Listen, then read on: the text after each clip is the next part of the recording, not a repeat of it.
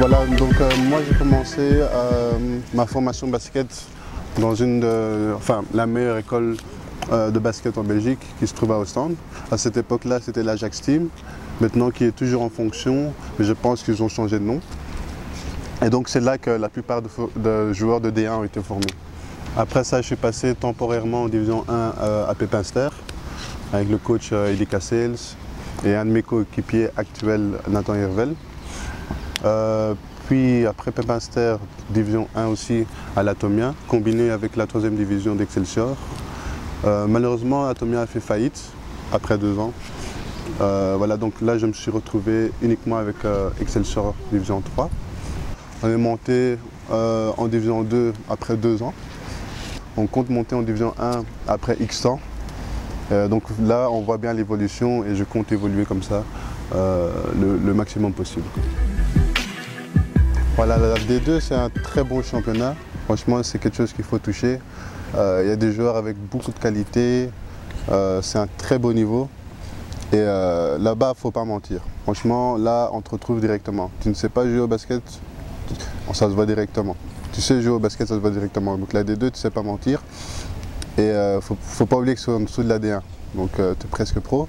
Donc c'est semi-pro et ça cogne, ça shot, il y a toutes les tailles, il y a tous les gabarits. Et voilà.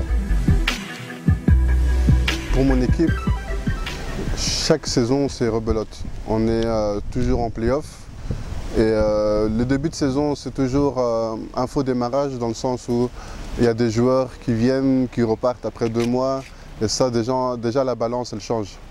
Donc vous construisez une équipe, vous commencez la préparation avec, donc vous êtes déjà bien structuré et en une fois, au milieu de saison ou les 2 premiers mois, il y a des joueurs qui partent et voilà, donc c'est comme s'il y avait un nouveau démarrage.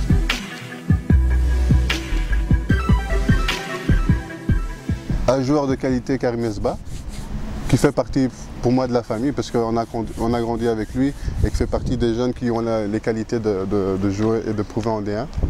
Un autre joueur qui est parti, Swab, un pivot aussi de qualité, mais ça c'est un problème de blessure, c'est un peu comprendre.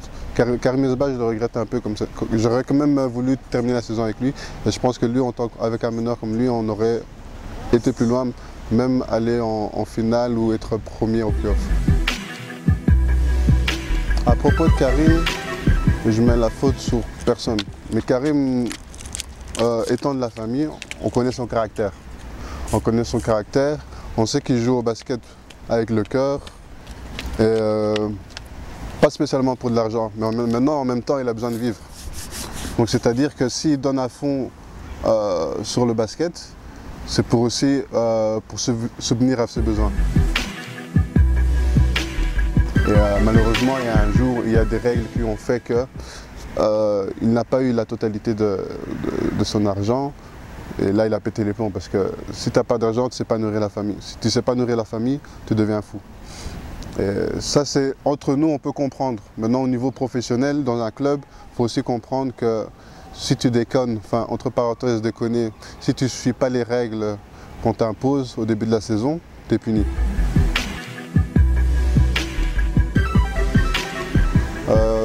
Comme je t'ai dit là tantôt, compétition, moi, je n'ai pas à part contre moi-même.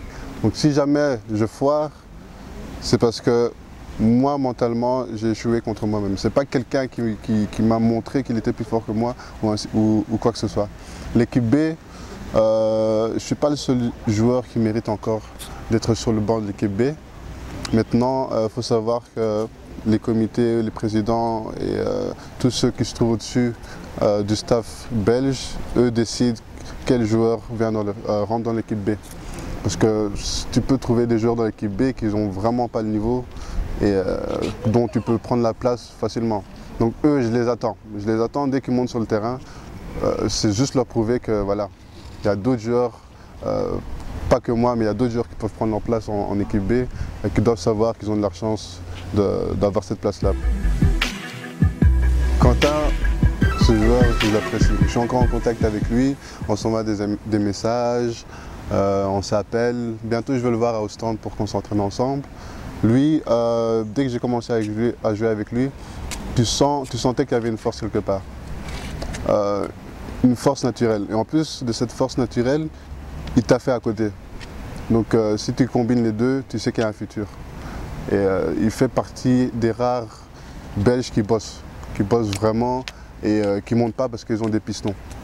Donc lui, il mérite vraiment sa place parce que c'est un bosseur. Et si tu regardes bien son entourage, il n'y a pas un contact dans un comité, il n'y a pas un contact à gauche, à droite qui permet d'aller plus haut. Donc c'est vraiment son talent qui l'a amené vers là où il est maintenant. Donc lui, franchement, je peux te taper dans les mains. Bravo. Mais je l'attends encore sur le terrain. Ça ne veut pas dire que voilà, il a eu sa place et ainsi de suite, que maintenant il est au-dessus de moi. Moi, je lui ai dit, si on joue l'un contre l'autre, je vais te punir. Je vais te punir et je vais te montrer que tu dois encore taffer. Parce que lui-même, il sait comment je défends. Donc voilà quoi. Non, mais Quentin, franchement, chapeau.